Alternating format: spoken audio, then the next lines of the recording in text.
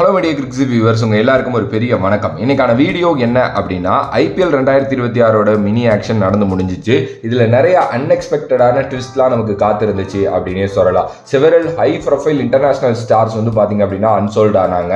S, அவங்களுக்கு நிறைய T20 credential எல்லாமே இருக்குது. ஆனால் எப்படி அன்சோல்ட் ஆனாங்க அப்படிங்கிறது சத்தியமாக தெரியல. அந்த மாதிரி நம்மளையே பயங்கரமாக ஷாக் பண்ண எந்தெந்த பிளேயர்ஸ் அன்சோல்டாக போனாங்க அப்படிங்கிறத பற்றி இந்த வீடியோவில் நம்ம பேசலாம். கண்டிப்பாக இதில் நிறைய இன்டர்நேஷனல் பிளேயர்ஸை பற்றி தான் நான் பேச போகிறேன். ஸோ டெஃபினெட்லி இந்த வீடியோ உங்களை சூப்பராகவே என்கேஜ் பண்ணும் அப்படின்னு நான் நினைக்கிறேன். So sit back and relax and enjoy the video. Firstly பார்த்தீங்க அப்படின்னா ஜாமி ஸ்மித், இங்கிலாண்டோட ஒரு எக்ஸ்ப்ளோசிவான விக்கெட் கீப்பர் பேட்டர் இவர். ஸோ இவர் ஆக்ஷனுக்கு முன்னாடியே ஒரு பயங்கரமான பிட் இவருக்கு இருக்கும் அப்படிங்கிற மாதிரிலாம் நிறைய பேர் சொல்லிட்டு இருந்தாங்க. இவன் கூட நான் கூட சொல்லியிருந்தேன், ஒரு நல்ல ஸ்ட்ரைக் ரேட் வச்சிருக்கிறாரு, ஏஜ் இருக்கு, ஒரு வெர்சட்டிலிட்டி இருக்கு, இவரால் கீப் பண்ண முடியும், ஓப்பனிங் இறங்க முடியும், மிடில் ஆர்டரில் விளையாட முடியும், ஒரு மாதிரி நல்ல சக்ஸஸ் ரேட் இருக்கு இப்போதைக்கு ரீசெண்டாக இங்கிலாண்டில். ஸோ அதனால இவர் டெஃபினெட்லி ஐபிஎல்ல ஒரு நல்ல பிட்டுக்கு போவார் அப்படின்னு நான் நினைச்சேன். ஆனால் இவர் பார்த்தீங்க அப்படின்னா ஒரு பிக்கஸ்ட் சர்ப்ரைஸாக எனக்கு தெரிஞ்சு மாறினார் ஐபிஎல் 2026 ஆக்ஷனில் அப்படின்னு நினைக்கிறேன்.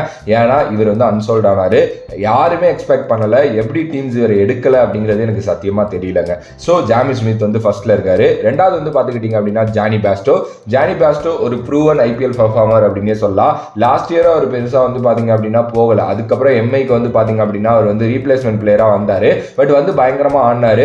எஸ், இப்போ ரீசெண்ட் டைம்ஸ்ல அவரை ஒதுக்க ஆரம்பிச்சுட்டாங்க இன்டர்நேஷனல் சைட்ல இருந்து. பட் ஆனா அவர் ஒரு செமையான கிரிக்கெட்டர், நிறைய எக்ஸ்பீரியன்ஸ் இருக்கு.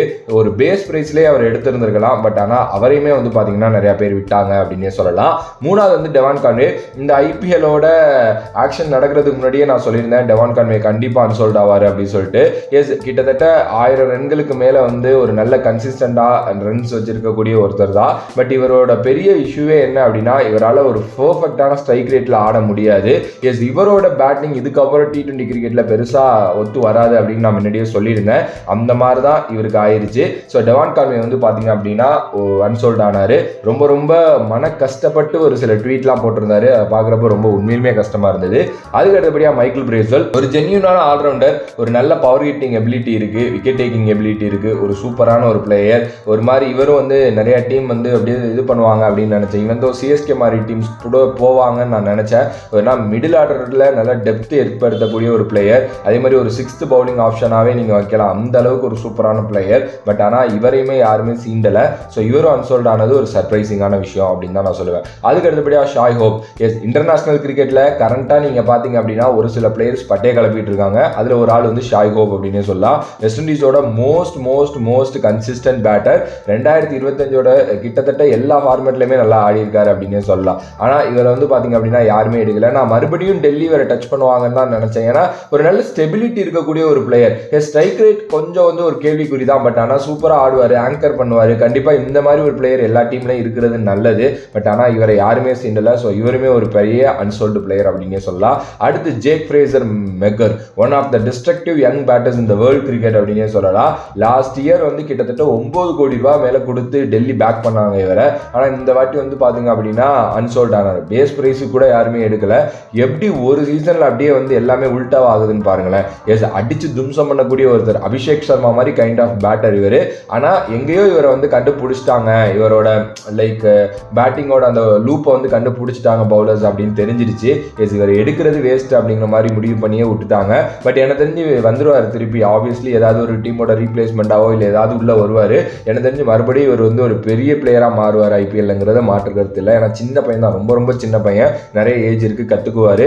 அண்ட் ஆஸ்திரேலியாவுக்காகவும் பெருசா விளையாட மாட்டேங்கிறாரு ஒழுங்காங்கிறது தான் உண்மையான விஷயம். ஓகே, அதுக்கு அடுத்தபடியா முஜிபுர் ரஹ்மான். எஸ், ஆப்கானிஸ்தானை சேர்ந்த ஒரு மிஸ்ட்ரி ஸ்பின்னர் அப்படின்னே சொல்லலாம். குளோபல் T20 பெடிகிரியில ரொம்ப முக்கியமான ஒரு ஆள், அதுல மாற்று கருத்து இல்லை. நிறைய பிரான்சைஸ் கிரிக்கெட் விளையாண்டுட்டு இருக்காரு. இந்தியன் ஸ்பின்னர்ஸ் இவரை பார்த்து நிறைய கத்துக்கணும்லாம் நிறைய பேர் சொல்லுவாங்க. ஒரு நல்ல சூப்பரான ஒரு பிளேயர். ஆனா ரீசெண்ட் டைம்ஸ்ல இவரோட போரான ஃபார்ம் இப்போ ஒரு பிட்டை இழந்து விட்டுருக்கு அப்படின்னே சொல்லலாம். ஐபிஎல்ல இப்போ இவருக்கு பிட் கிடைக்கல. ஸோ முஜிபுர் ரஹ்மான் பாத்தீங்க அப்படின்னா அன்சோல்ட் ஆனாரு. அதுக்கு அடுத்தபடியா மகேஷ் தீக்ஷனா. எஸ், இது பாத்தீங்கன்னா ஒரு மாதிரி சர்ப்ரைசிங்கான கால் தான் நான் நினைக்கிறேன். ஏன்னா எந்த டீமே இவருக்கும் போகல. ஒரு நல்ல பவர் பிளே கண்ட்ரோல் பண்ணக்கூடிய ஒருத்தர், ஐபிஎல் எக்ஸ்பீரியன்ஸ் இருக்கு. சென்னை சூப்பர் கிங்ஸ் மாதிரி டீம்ல ரொம்ப சக்சஸ்ஃபுல்லா இருந்திருக்காரு. பட் ஆனா என்னன்னு தெரியல, இவரை லைக் யாருமே சீண்ட கூட இல்லை. ஒரு நல்ல டிமாண்ட் இருக்கக்கூடிய பிளேயர் தான், ஒரு ஓவர்சீஸ் ஸ்பின்னர் வேற. பட் ஆனா இவரோட ஃபீல்டிங் ஒரு மிஸ்டேக். அதே மாதிரி ஒன் டைமென்ஷனல் பிளேயர். ஃபீல்டிங் பண்ண மாட்டார், பேட்டிங் பண்ண மாட்டார், பவுலிங் மட்டும் பண்ணுவார். இப்போ யாருமே அந்த மாதிரி பிளேயரை நோக்கி போகிறதில்ல. அந்த மாதிரி பிளேயருக்கு நீங்கள் கோடிக்கணக்கில் கொடுக்கணுங்கிற அவசியம் இல்லை. அப்படி ஒரு ஆள் வந்து யுஸ்வேந்த் சஹால் மட்டும்தான் இருக்காரு. பட் இனிமேல் யாருமே அந்த மாதிரி பிளேயர் ஒன் கைண்ட் ஆஃப் பிளேயருக்கு போக மாட்டாங்க. ஸோ அதனால வந்து ஒன் டைமென்ஷனல் பிளேயருங்கிற ஒரே காரணத்தினால இவர் வந்து பிட்டை இழந்தார் அப்படின்னு தான் நான் சொல்லுவேன். ஸோ அவர் வந்து பார்த்தீங்கன்னா ஒரு அன்சோல்டு பிளேயர். அதுக்கு அடுத்தபடியாக டேரில் மிச்சல், டிபெண்டபிள் நியூசிலாந்து ஆல்ரவுண்டர். மிச்சல் வந்து அன்சோல்ட் ஆயிருக்காரு. லாஸ்ட் இயரும் ஆனார். அதுக்கு முன்னாடி சிஎஸ்கே 14 கோடி கொடுத்து வச்சிருந்தாங்க. ஒரு மல்டி ஸ்கில் இன்டர்நேஷனல் பிளேயர் அப்படின்னே வந்து சொல்லலாம். பட் ஒரு ஓவர்சீஸ் ஆப்ஷன். பட் ஏன் போகணும்னு தெரியல. பிகாஸ் ஐபிஎல்ல ப்ரூவன் கிடையாது, அதனாலயா இருக்கலாம்.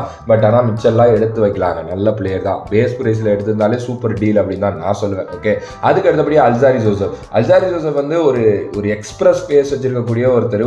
ஒரு நல்ல ஒரு கேரண்டியான ஒரு கான்ட்ராக்ட் கிடைக்கும் அவர் நீங்கள் எடுத்தீங்கன்னா. ஆனால் ஏன் அவர் எடுக்கல அப்படின்னா அவரோட எக்கனாமி ரேட் வந்து பார்த்தீங்க அப்படின்னா ரீசன்ட் டைம்ஸில் நல்லா இல்லை, ஃபார்மும் கரெக்டாக இல்லை. ஸோ அதுவே ரொம்ப முக்கியமான ஒரு காரணம் அப்படின்னு சொல்லலாம். ஸோ அல்சாரி ஜோசப்பை விட்டதுக்கு ரொம்ப முக்கியமான காரணமே அதான். மேபி ஆர்சிபி ட்ரை பண்ணுவாங்கன்னு நினச்சேன். அண்ட் அவைலபிலிட்டி இஷ்யூ இருக்குங்கிற மாதிரி போட்டிருக்காங்க. பட் எனக்கு தெரியல.